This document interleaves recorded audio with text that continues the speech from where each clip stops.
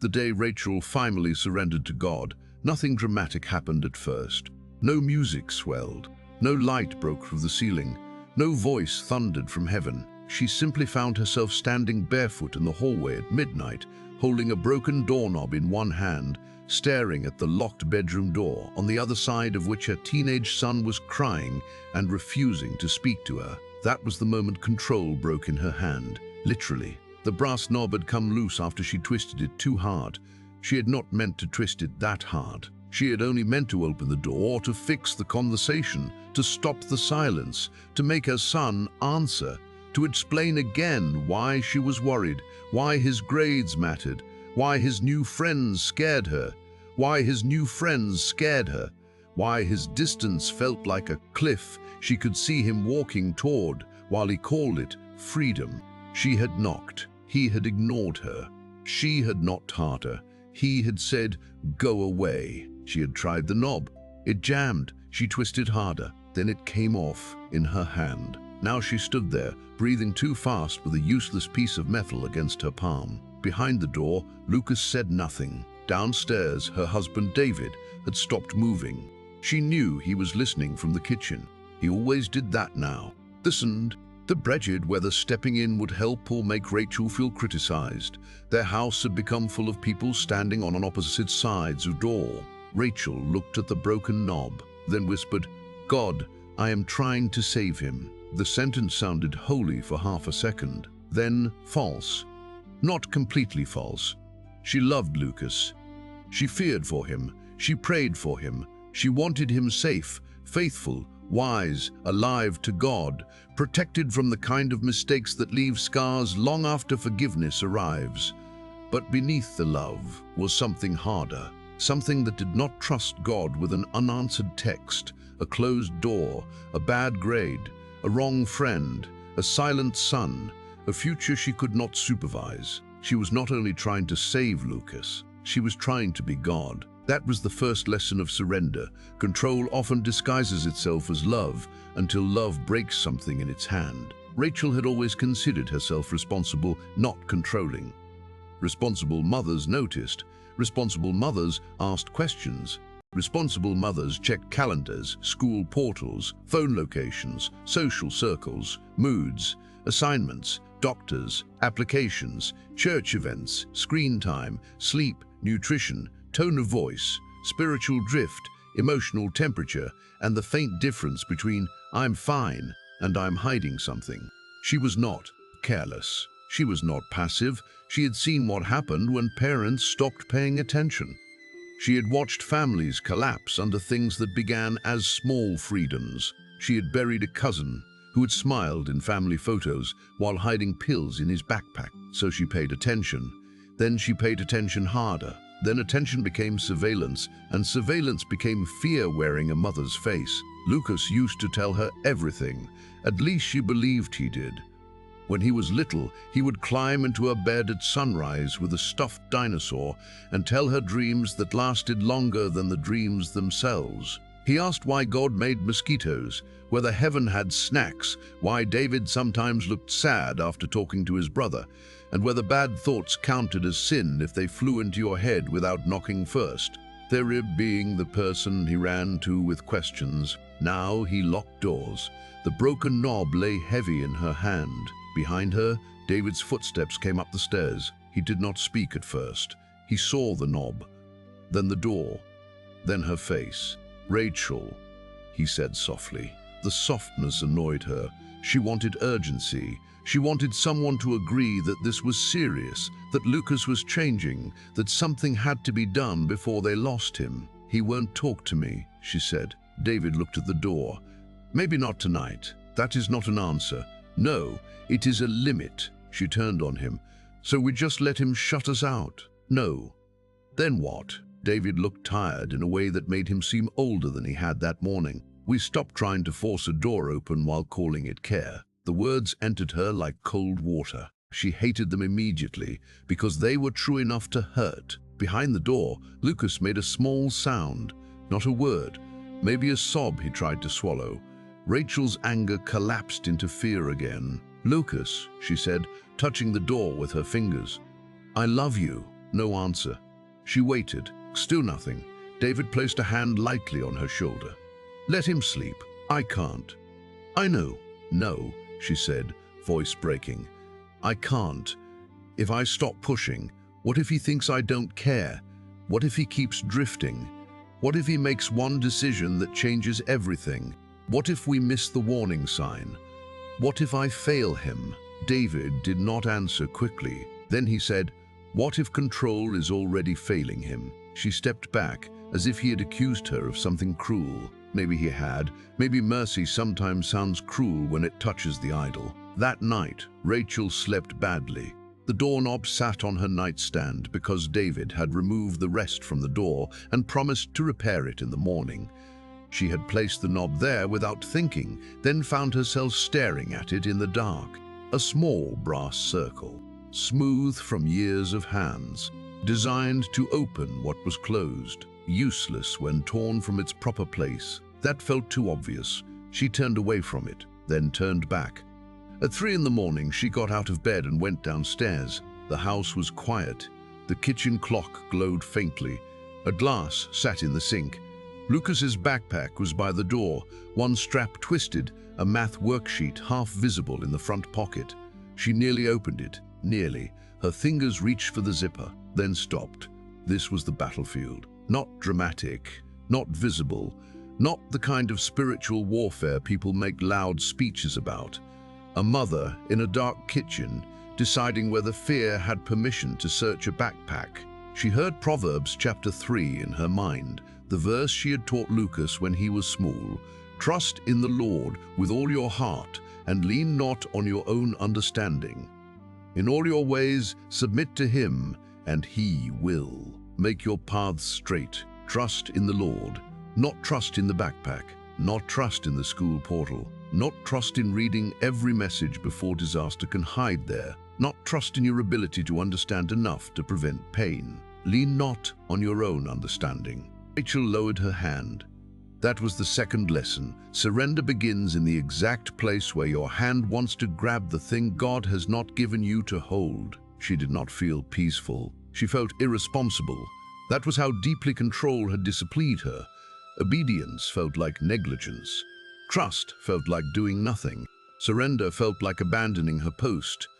But standing in the kitchen with the backpack unopened, Rachel realized that surrender was not the same as passivity. She could talk to Lucas tomorrow. She could set boundaries. She could seek counsel. She could pray. She could parent. But she could not become the Holy Spirit with a zipper. She whispered, "Lord, he is yours before he is mine." The words frightened her. Because they were true, children arrive through us, but they do not belong to us in the deepest way. Marriage, work, health, money, reputation, future, ministry, plans, bodies, breath. All of it is received, not owned. Rachel had said that in Bible studies. She had underlined verses about stewardship. But stewardship was easy when the thing entrusted to you behaved. Surrender became real when the gift began moving beyond your control. She stepped away from the backpack and sat at the table. The doorknob was upstairs, but she could still feel it in her palm. When morning came, Lucas left for school without breakfast. He moved through the kitchen with his hood up, hair falling into his eyes, face pale from a night of too little sleep. Rachel wanted to ask everything at once. "Are you okay? Were you crying? Who are these friends? Why did you lock the door? Are you angry at me? Are you hiding something? Do you still pray? Do you believe what we taught you? Do you understand what fear does to a mother?" Instead, she said, "I'm sorry about last night." Lucas froze by the door. He did not turn around. She continued before she could make it a lesson. "I was scared. I pushed too hard." He looked back then, suspicious. This was not the usual opening. Usually, apologies in their house came with explanations attached, like legal documents. "I'm sorry, but this one, weak and exposed." Lucas said, "Okay, only that." Then he left. Rachel stood in the kitchen and wanted more. A hug, a confession, a softened face, a sign that humility had worked quickly. But surrender does not mean releasing control, so God gives it back immediately with better lighting. That was the third lesson. Surrender is not a technique for getting the outcome you want. It is obedience when the outcome is still not yours. At 9, she drove to work and spent the entire commute imagining conversations with Lucas that had not happened. In one, he confessed everything and thanked her for caring. In another, he shouted that she had ruined his life. In another, he walked away from faith entirely. In another, he came home late and police lights flashed outside the house. Her mind could build catastrophes faster than traffic could move. By the time she reached the office, she was exhausted from futures that had not occurred. Rachel worked as a project manager for a non-profit that served families in crisis, which meant she spent her days helping other people navigate chaos with calm she did not always possess. That morning, a meeting about grant funding turned tense when the director announced a budget shortfall. Programs might need to be reduced, staff hours adjusted, decisions delayed. The room stiffened. Rachel felt the familiar surge. Fix it. She began listing options before anyone asked. Reallocation, donor calls, emergency appeal, staffing model, timeline revisions, alternative vendors. She spoke quickly, too quickly. People looked at her, then at the director, then back at her. Her colleague Grace, who had worked there longer and had learned the sacred art of not panicking in meetings, placed a hand gently on the table. Rachel, Grace said, can we breathe before we solve? Rachel stopped mid-sentence. A flush rose in her neck. I'm just trying to help. I know. The phrase should have comforted her. It did not. Grace continued, but sometimes your help enters the room like an alarm. The meeting went silent. Rachel looked down at her notes. An alarm. That was what David had been living with. Lucas too. Maybe even her co-workers. Her care had volume. Her competence had pressure. Her solutions arrived carrying the message, if I do not move fast enough, everything will fall apart. The director suggested they take a short break. Rachel went to the restroom and locked herself in a stall, which felt too ironic after the night before. She leaned against the door and closed her eyes. God, I am trying to hold everything together.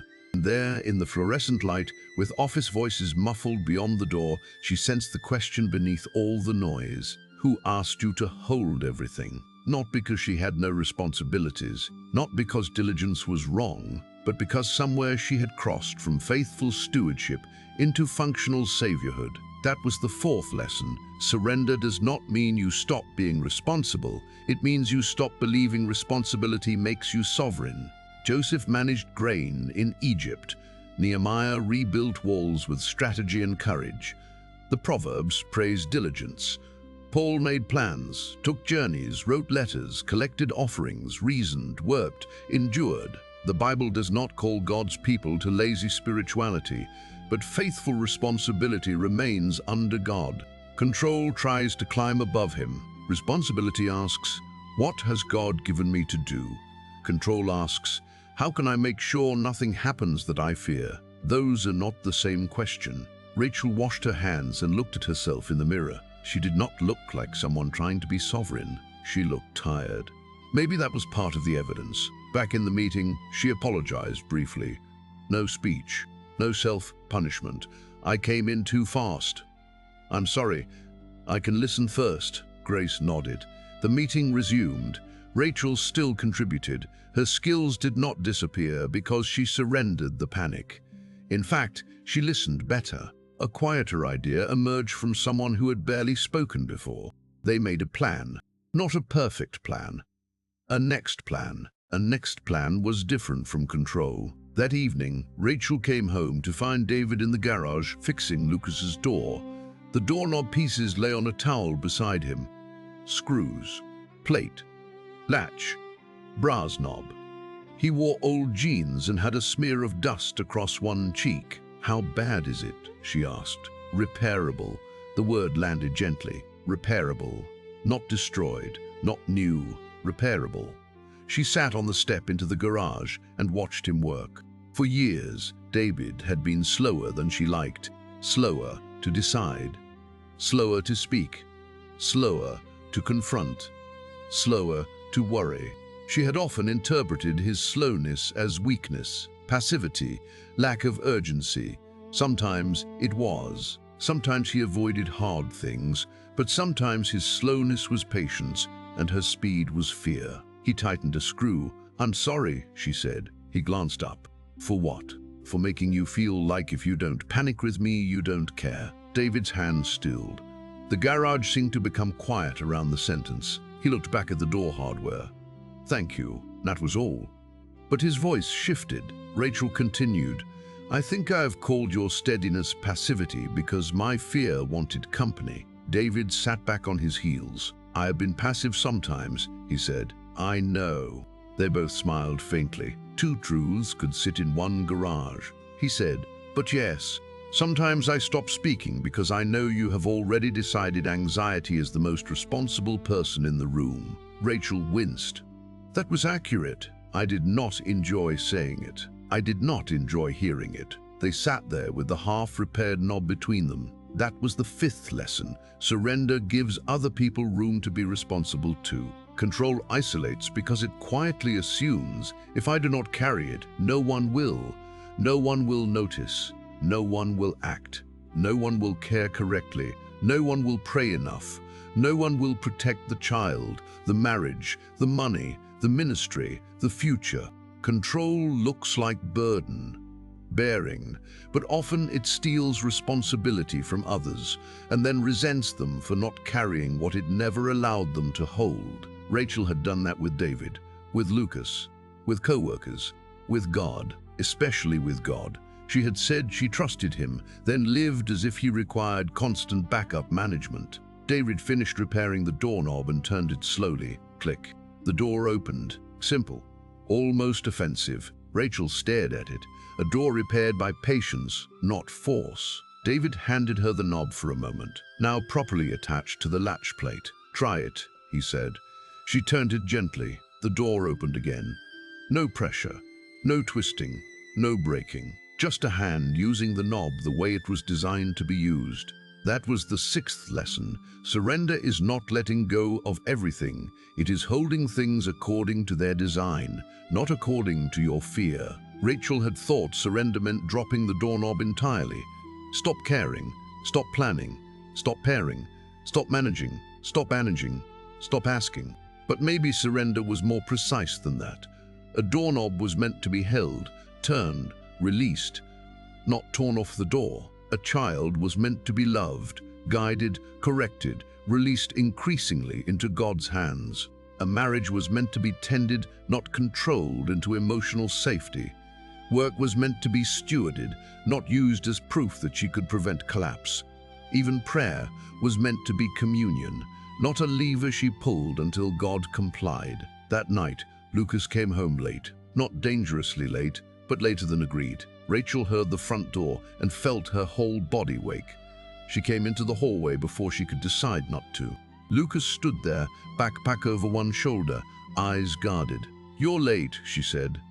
"I know." The old Rachel stood ready. "Where were you? Why didn't you answer? Who drove? Who was there? Do you understand what this does to me?" The repaired doorknob caught her eye down the hall. Hold according to design, not fear. She took a breath. "We need to talk about it," she said. "But not like last night." Lucas watched her. "I'm going to ask questions," she said, "because I'm your mother, but I'm going to try not to interrogate you like a criminal." Something in his face changed. Barely. "Okay," he said. They sat in the living room. David joined them. Lucas answered some questions, avoided others, admitted he had been with two friends. Rachel did not know well, said his phone died. Rachel did not fully believe that. She did not explode. She set a consequence for not communicating. Lucas rolled his eyes. David backed her calmly. No one yelled. No one cried. No door broke. It was not a perfect conversation. It was repairable. After Lucas went upstairs, Rachel sat beside David on the couch. "I still want to check his backpack," she whispered. "I know. I still want to look at his phone. I know. I still want God to give me a full report on his soul." David took her hand. "Me too." That surprised her. He continued, "I'm quieter, Rachel. I'm not less afraid." She leaned against him. For the first time in a long while, their fear did not separate them. They brought it together, not beautifully, honestly. Later, Rachel went to the hallway and stood outside Lucas's door. The repaired knob reflected a thin line of light. She did not knock. She placed her hand lightly against the wood. "Lord," she whispered, "teach me how to love him without trying to own him." Behind the door, music played softly. No answer from Lucas, no audible answer from God, but something in Rachel loosened. Not enough to call victory, enough to call beginning. The next morning, she taped a small card inside the kitchen cabinet where the coffee mugs were kept, not on the refrigerator, not where everyone would see and praise her spiritual insight.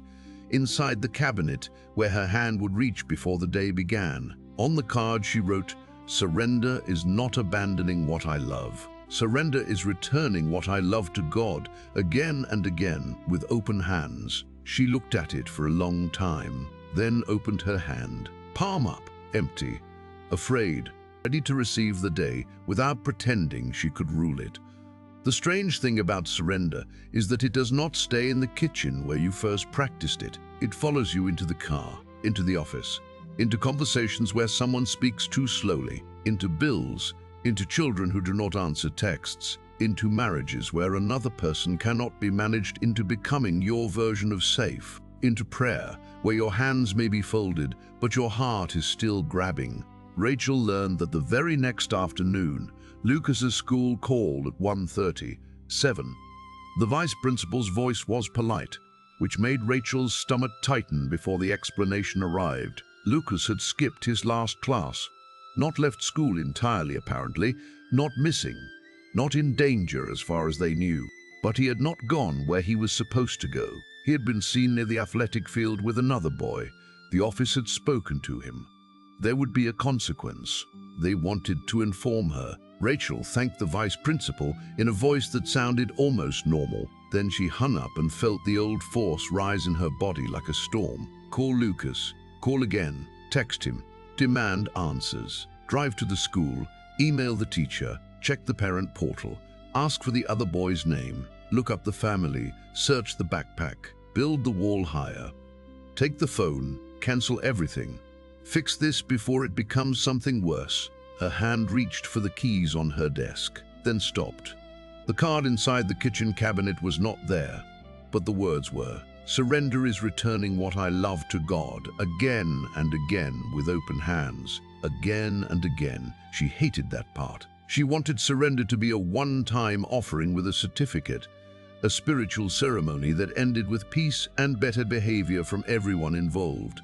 But surrender was not a heroic moment preserved in amber. It was 1,000 small deaths to the illusion that fear made her wiser than God. That was the seventh lesson. Surrender must be repeated every time fear tries to reclaim what you already placed in God's hands. Rachel closed her office door and sat down. She did not pretend the situation was fine.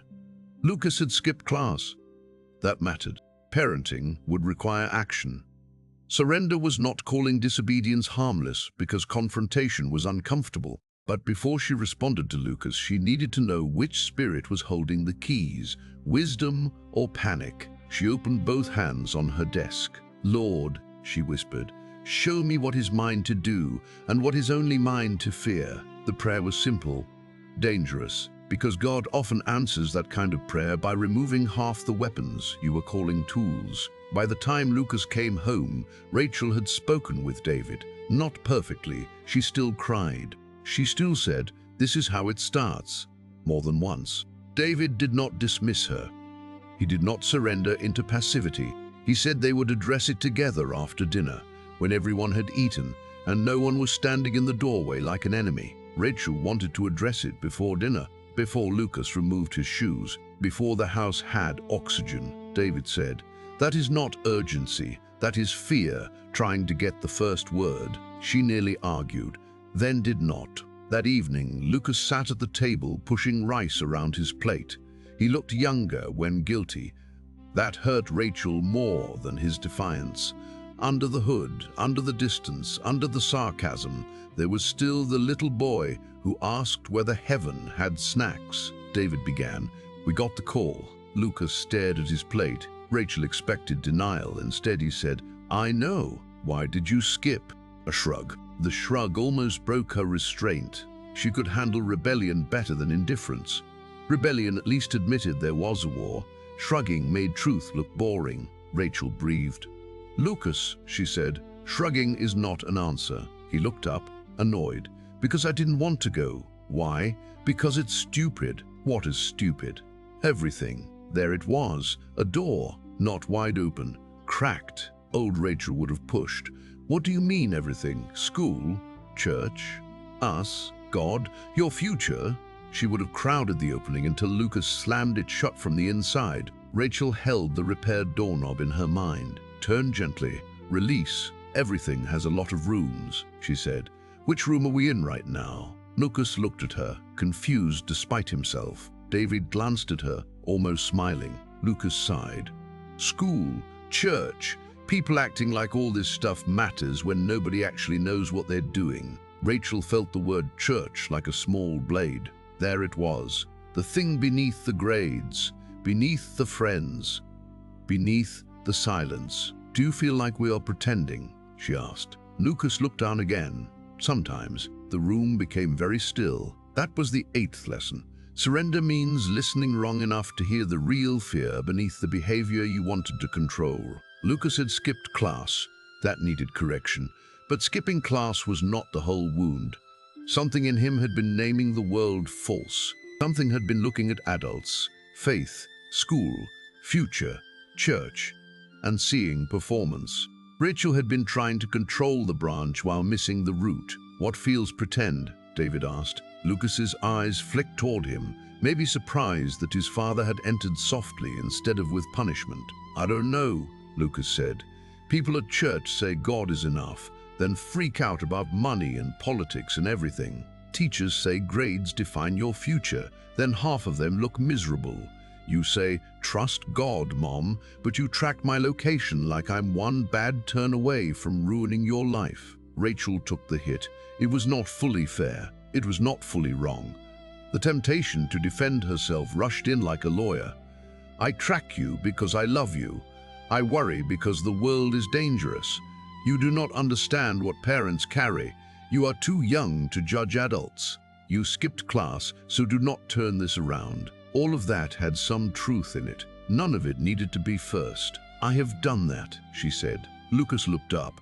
She continued, "I have said trust God while acting like panic is my real plan." David looked at her. Lucas blinked, uncertain what to do with an adult confession that did not arrive wrapped in a lecture. Rachel swallowed. "That does not make skipping class okay. We are still going to deal with that. But you are not wrong that I have sometimes preached trust and practiced control." Lucas's face changed, only slightly. Enough. The consequence still came. He would lose some privileges. He would meet with a teacher. He would make up the work. He would not be allowed to disappear from class because everything is stupid. David spoke firmly. The conversation did not become a trial. For once, Lucas was not only a defendant, he was also a person being heard. After dinner, he went upstairs. This time, he did not slam the door. Rachel stood in the kitchen, rinsing plates, hands trembling from restraint. David came beside her. "That was different," he said. "Different good or different terrible. Different surrendered." She laughed once, tired. It felt like swallowing nails. Small nails, biblical nails. David smiled. Then Rachel began to cry. Not because the problem was solved, because it was not. Surrender had not given her control back. It had made her more aware of how much she never had. That night, she opened her Bible to Matthew chapter 6. She had avoided that chapter for years without admitting it. "Do not worry about your life," Jesus said. "The birds." Rachel used to hear the passage as gentle. Lately it sounded almost impossible. Do not worry about tomorrow. But tomorrow had her son's name on it. Tomorrow had college applications and bad friends and spiritual doubt and highways at night and phones that died and choices she could not unmake for him. Tomorrow had David's quiet fears. Tomorrow had the non-profit's budget. Tomorrow had the non-profit's budget. Tomorrow had aging parents. Tomorrow had bills. Tomorrow had graves. Eventually, tomorrow was a warehouse of things Rachel could not supervise. Jesus did not say tomorrow was harmless. He said tomorrow was not her master. That was the 9th lesson. Surrender does not deny tomorrow's trouble. It refuses to give tomorrow authority over today's obedience. Rachel wrote that on a second card. This one she placed in her car, not on the dashboard where it would look devotional to passengers. Inside the small compartment beneath the radio, where she kept parking receipts and emergency mints. She knew herself. She would need it in traffic. She would need it outside Lucas's school. She would need it when her phone stayed silent too long. She would need it when worry began building courtrooms in her mind. A week later, she needed it badly. Lucas did not come out after school. At first, Rachel was not alarmed. He sometimes lingered. Then 10 minutes passed. Then 20. She texted. No answer. She called. Straight to voicemail. Students thinned. Buses left. The sky over the parking color. Rachel sat behind the wheel with both hands locked around the steering wheel, every nightmare arriving on schedule. She opened the small compartment. The card was there. Surrender does not deny tomorrow's trouble. It refuses to give tomorrow authority over today's obedience. She read it once. Then again, her body did not calm, so she read it aloud. Today's obedience, she whispered. What was today's obedience? Call the school office. She did. No answer. After hours, text David. She did. He replied, I am leaving now. Breathe. Do not spiral alone. Call Lucas again. Voicemail. Pray. She tried, but the prayer came out as accusation. God, don't you dare ask me to surrender him and then let something happen. The sentence horrified her, then revealed her. There in the car, Rachel saw what had been hiding beneath so much of her control. She did not merely fear losing Lucas. She feared that if she loosened her grip, God might not be gentle.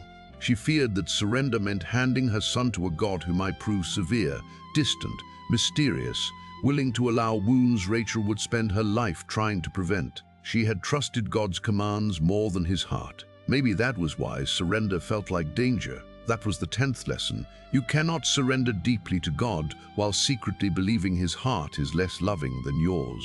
Rachel leaned back against the seat and cried with a kind of anger she had not allowed herself to name. Do you love him more than I do?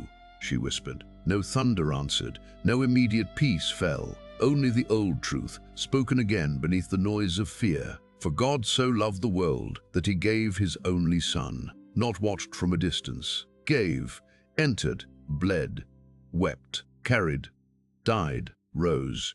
The Father was not asking Rachel to surrender Lucas into indifference. He was asking her to surrender Lucas into hands scarred by love. Rachel's hands were frantic because they were finite. God's hands were pierced and still sovereign. She opened her own hands in her lap. They shook.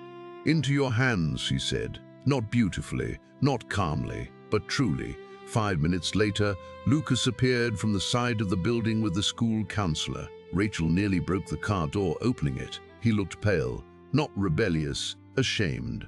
The counselor explained gently. Lucas had come to her office after school. He had not known how to tell Rachel. He had been overwhelmed, angry, confused.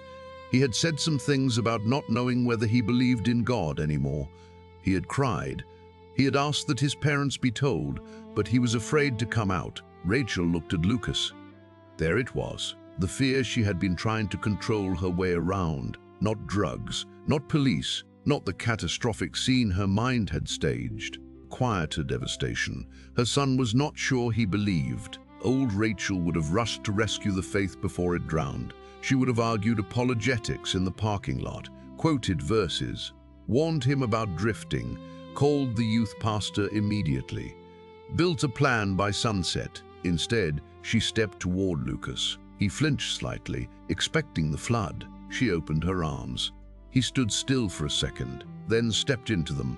Not like a little boy, not fully, but enough. Rachel held him and felt the terrible holiness of not being able to believe for him. That was the 11th lesson.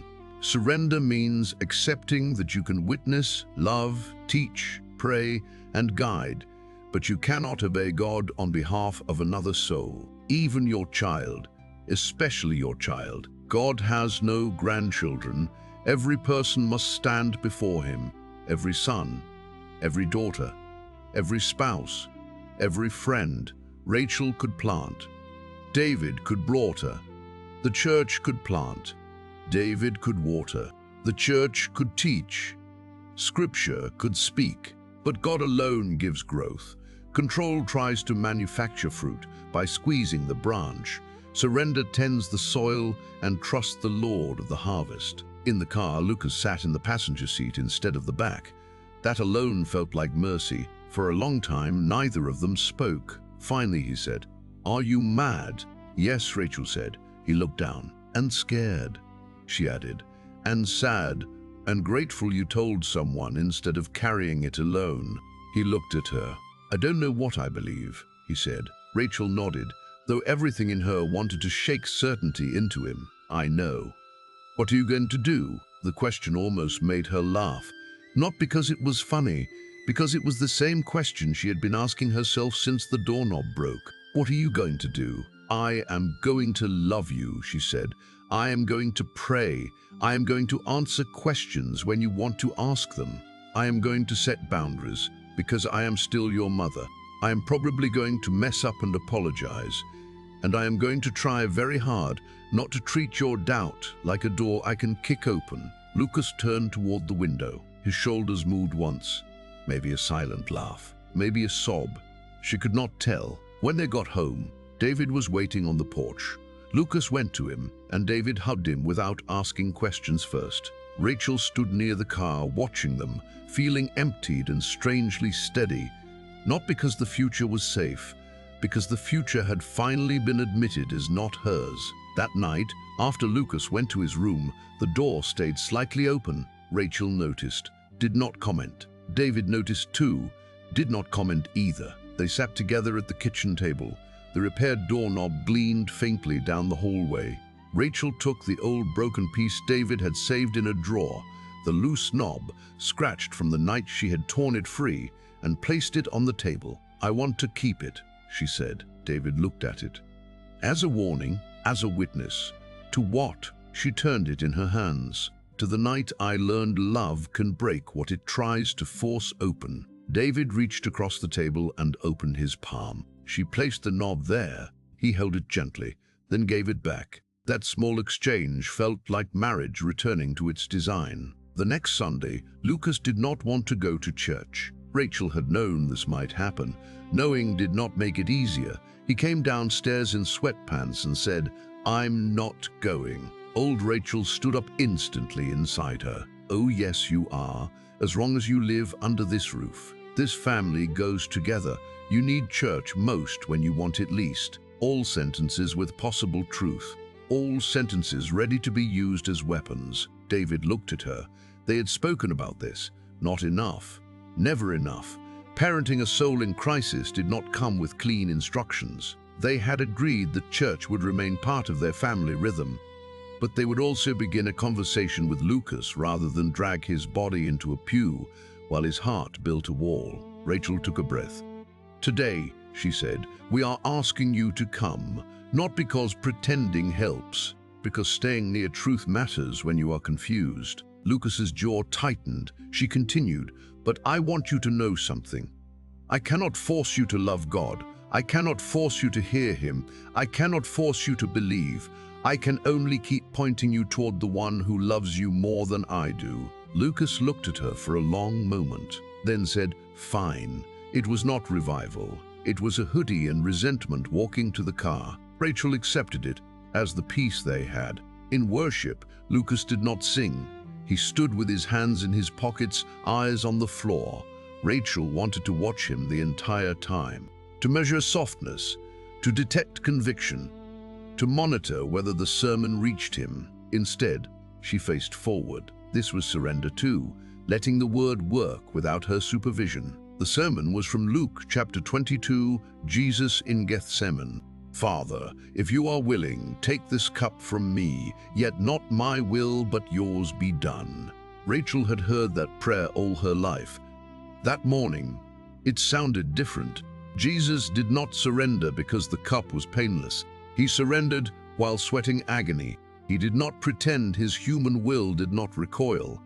He brought the recoil to the Father and yielded there. Not my will, not because the will had no desire, but because the Father was trusted more than the desire. That was the 12th lesson. Surrender is not the death of desire. It is desire, bowed before the Father. Rachel had thought surrender meant becoming numb. Stop wanting Lucas restored. Stop wanting their home peaceful. Stop wanting the non-profit secure.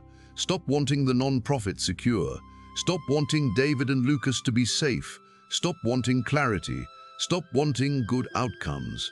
But Jesus in the garden did not teach numbness. He taught yielded desire. Take this cup if you are willing, yet not my will. Both sentences mattered. Take this cup, yet not my will. Honest desire, holy surrender. Rachel bowed her head. For years, her prayers had often been disguised instructions. Lord, protect Lucas by keeping him away from these people. Lord, make David understand why this is urgent. Lord, fix the budget this way. Lord, open this door. Lord, close that one. Lord, make the outcome match the fear I have already planned around. Now, in the church where her son stood silent beside her, she prayed differently. Father, I want him to know you. I want him safe. I want our home healed. I want to stop being afraid. I want good news. I want clear answers. I want open doors and repaired trust and a future that does not make me tremble. She paused, her hands opened at her sides. But not my will above yours. The words did not feel triumphant. They felt like kneeling inside fire. After the service, Lucas surprised her by not rushing to the car. He stood near the lobby while David spoke to someone. Rachel waited beside him. The garden part, Lucas said quietly. She looked at him carefully. Gethsemane, yeah. What about it? He shrugged, but this shrug was different, less dismissive, more protective. I didn't know, Jesus asked if there was another way. Rachel felt tears press behind her eyes. He did. So doubt is not the same as leaving, she answered slowly, because this mattered too much to rush. Agony is not the same as rebellion. Questions are not always unbelief. But Jesus brought his agony to the Father. Lucas nodded. No conversion scene followed. No sudden prayer. No music swelling. Only a boy in a hoodie, thinking about Jesus, asking for another way, and still surrendering. A seed. Rachel did not dig it up to see whether it was growing. That might have been the greatest miracle of the morning. Weeks passed. Not cleanly. Lucas still had hard days. Rachel still checked the school portal more than necessary sometimes. David still avoided conflict now and then. The non-profit budget remained tight. The house still held tension. Surrender did not turn them into a painting of a peaceful Christian family smiling over casseroles. But the doorknob stayed on Rachel's dresser now, beside her Bible. Not the repaired one on Lucas's door, the broken one, the one that had come off in her hand. Some mornings she touched it before leaving the room. Not a superstition. I am not sovereign. I am not savior. I am not the Holy Spirit. I am a steward, a mother, a wife, a worker, a servant, a daughter held by the Father. One evening, Lucas came downstairs while Rachel was making tea. He stood in the doorway for so long she knew he wanted something and hated wanting it. "What's up?" she asked. He looked at the floor. "Can I ask you something without you making it a whole thing?" She almost smiled. "I would try very hard." He leaned against the door frame. "Do you ever feel like God is asking too much?" Rachel turned off the stove. There were questions that deserved a whole room. She carried 2 mugs to the table and sat. "Yes," she said. Lucas looked surprised. She continued, "Sometimes I feel like God asks me to trust him with the exact thing I am most afraid to lose." Lucas sat across from her. "What do you do?" Rachel looked toward the hallway, the repaired door, the knob that opened now and turned gently. "I usually try to control it first," she said. Lucas gave a small laugh. "Then I break something. Then God shows me my hands. Then I open them again." He looked at her hands around the mug. "Does it work?" She thought about that. "Not like magic," she said. "Surrender does not always change the thing immediately. Sometimes it changes the grip that was killing you." Lucas was quiet. Then he said, "I don't know if I'm ready to surrender." Rachel nodded. That is honest. Aren't you supposed to tell me I need to? I think you already know that. He frowned.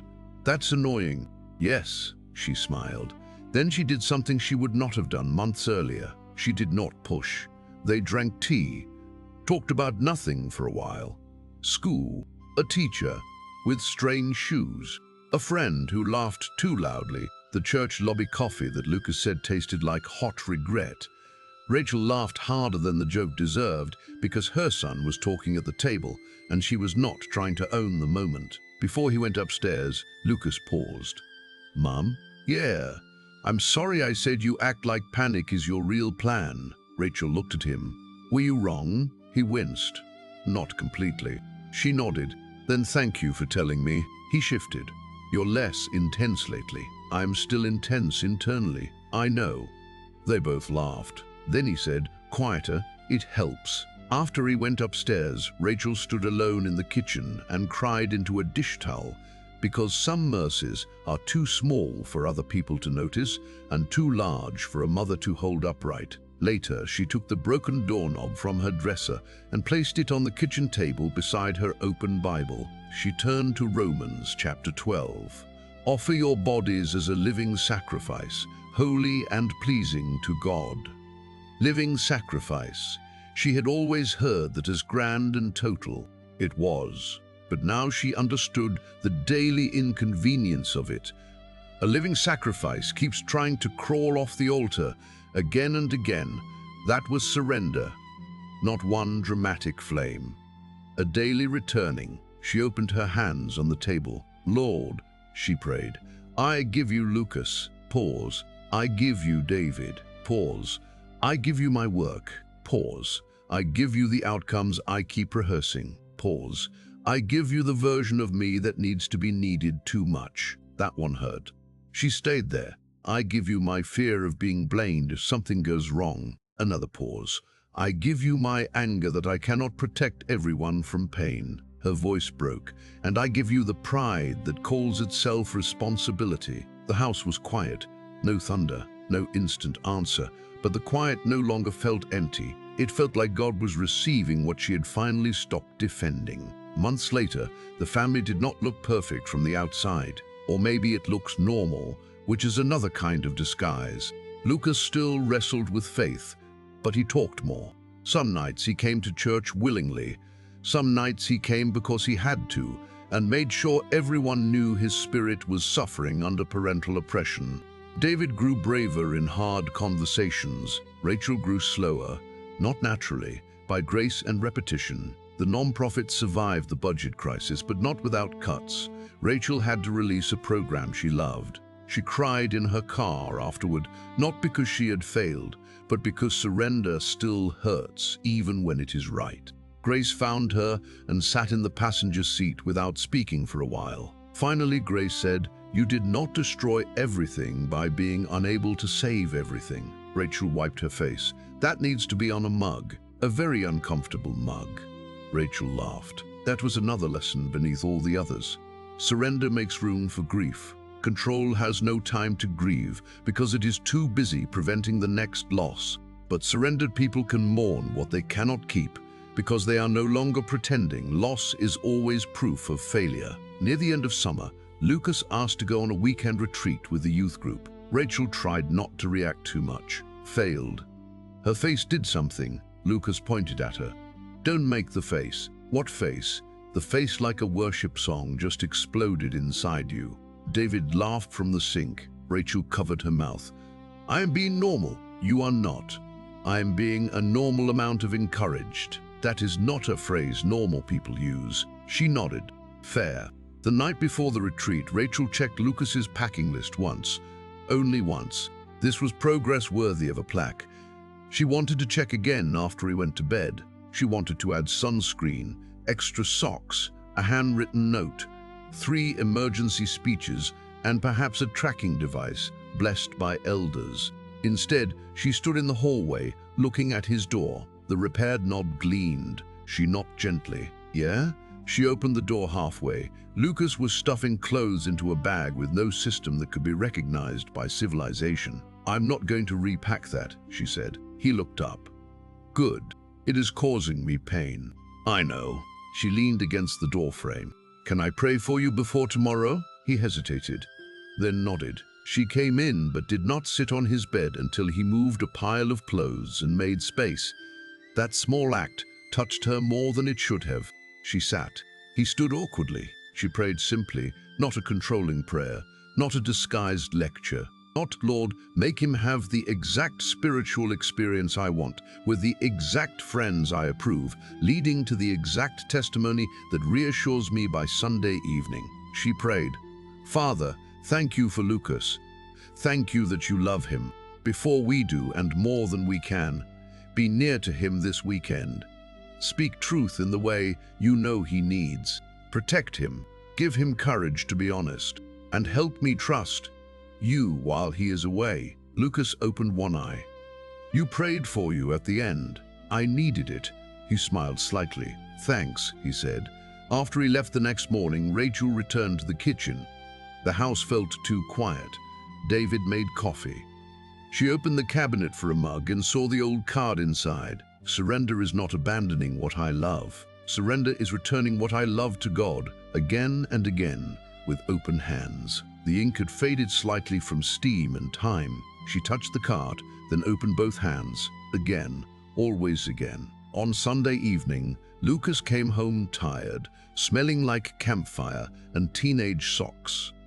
Rachel waited in the kitchen, determined not to attack him with questions. He dropped his bag by the door. Hey, he said. Hey. David appeared behind her, drying his hands. How was it? He asked. Lucas shrugged. Rachel's soul prepared for disappointment. Then Lucas said, Good, I think. Good, I think. It was not a full testimony, not certainty, not everything repaired, but it was a peace, a real one. Rachel did not grab it. She let it sit on the table between them. That's good, she said. Lucas looked at her, almost suspicious that she had not made it bigger. Then he added, I talked to Pastor Mike a little. Rachel nodded slowly. About God? Yeah. And? Lucas scratched the back of his neck. I still don't know everything. She smiled gently. Neither do I. He looked at her. But I think he stopped. Started again. I think maybe I got mad at God for things people did. And maybe I got mad at church because it was easier than saying I was scared. Rachel felt the room become holy, not because everything was solved, because truth had entered without being forced. Lucas continued, Pastor Mike said surrender is not God taking your personality hostage. David coughed to hide a laugh. Lucas looked offended. It made sense when he said it. Rachel smiled. It makes sense now. He said it is more like unclenching. Rachel looked at her hands. Yes, she whispered. That sounds right. Lucas picked up his bag. I'm going to shower. I smell like regret. You smell worse than regret, David said. Lucas laughed and went upstairs. The door closed. Not slammed, closed.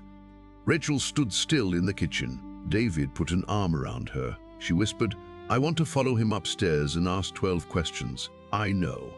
I want details. I know.